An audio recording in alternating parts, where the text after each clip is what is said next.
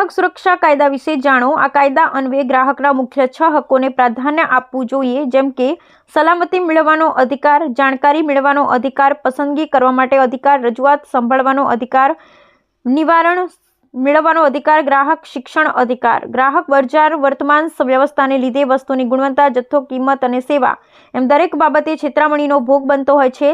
તેથી ગ્રાહક સુરક્ષા અધિનિયમ 1986 મુજબ વિવિધ સ્તરેથી અસરકારક કાર્યો થવા જોઈએ। સદર કાયદે ગ્રાહકોને તેની ફરિયાદો સરળ, ઝડપી અને સસ્તી રીતે નિવારણ કરી યોગ્ય વળતર અપાવે છે।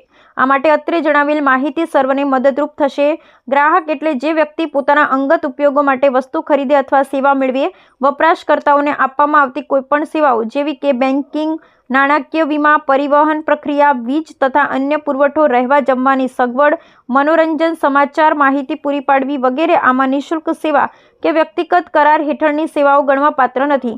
વસ્તુની ગુણવત્તા, જથ્થો, શુદ્ધતા, ક્ષમતા નિયત ધોરણ મુજબની ન હોય તો તેને ખામીયુક્ત સામાન ગણાય। કાયદા પ્રમાણેના ધોરણો મુજબ ગુણવત્તા ન હોય કે કામગીરીમાં ખામી અથવા અપૂર્ણતા હોય તો તેને સેવામાં ઉણપ ગણાય।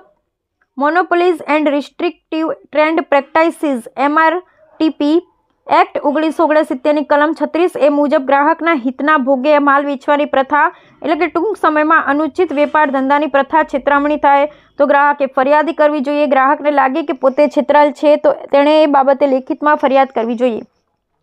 ફરિયાદ કરવા માટે ગ્રાહક સુરક્ષા અધિનિયમ 1986 મુજબ ત્રિસ્તરીય માળખાની વ્યવસ્થા કરવામાં આવી છે, જેમાં કેન્દ્રીય કક્ષાએ આ વિભાગના મંત્રીશ્રીના વડપણ હેઠળ કેન્દ્રીય સમિતિ, રાજ્ય વિભાગના રાજ્ય સરકારશ્રીના મંત્રીશ્રીના વડપણ હેઠળ રાજ્ય સમિતિ અને જિલ્લા કક્ષાએ ગ્રાહક સુરક્ષા ફોરમની વ્યવસ્થા કરવામાં આવી છે।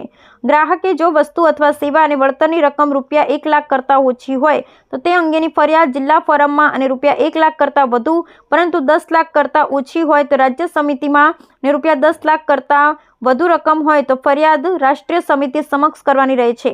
સદર કાયદા મુજબ છેતરાયેલ ગ્રાહક ફરિયાદ કરે તેમાં પ્રક્રિયા સરળ અને ઝડપી હોય, ગ્રાહકને વળતર સમયમાં મળી રહે છે। વળી ઉપરોક્ત ત્રણેય માળખામાં કોઈ ફી આપવાની હોતી નથી। ફરિયાદી પોતે અથવા તો તેના દ્વારા અધિકૃત કરેલ વ્યક્તિ પણ ફરિયાદી આપી શકે છે। આવી ફરિયાદી પોસ્ટથી પણ આપી શકાય છે। છેતરાયેલ ગ્રાહકે ફરિયાદમાં પોતાનું નામ તથા સરનામું, જેની સામે ફરિયાદ કરી હોય તેમનું પૂરું નામ તથા સરનામું, ફરિયાદ સંબંધી વિગતો, વિના ક્યારેય બની તેની વિગતો તેમજ ફરિયાદ સંબંધી જરૂરી દસ્તાવેજો અને રાહત કે વળતર મેળવવાની ઈચ્છા વગેરે દર્શાવવી। વળતર ફરિયાદીની વિગતો તથા માંગેલ વળતર મુજબ ફોરમ માલમાં રેલી ખામીનું નિરાકરણ કરવા, માલ બદલી આપવી, માલની કિંમત પરત કરવા, તે નુકસાન ઈજા સહન કરવા બદલ વળતર આપવા અંગેના આદેશ કરી શકે છે। અપીલ પ્રક્રિયા જિલ્લા ફોરમના નિર્ણયથી અસંતોષ હોય તો 30 દિવસની સમયમર્યાદામાં રાજ્ય સમિતિને અપીલ કરી શકાય છે।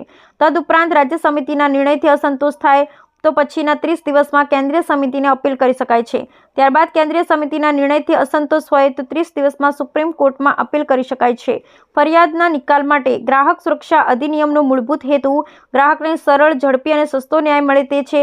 તેથી જો ત્રણેય કક્ષાએ જે કિસ્સામાં ચીજવસ્તુનું પરીક્ષણ કે વિશ્લેષણ જરૂરી ન હોય તો 3-5 માસમાં ફરિયાદીનું નિવારણ થાય છે અને અપીલના કિસ્સામાં અપીલની પહેલી સુનાવણી 3 માસના સમયગાળામાં તેનું નિવારણ થાય છે। વધુ માહિતી માટે સંપર્ક કરો ફૂડ એન્ડ ડ્રગ્સ ગ્રાહક કલ્યાણ committee, Banaskantha 97 232 72 8200 6 25082 79 904 33 289। Bureau report Anil Pandya, Palanpur.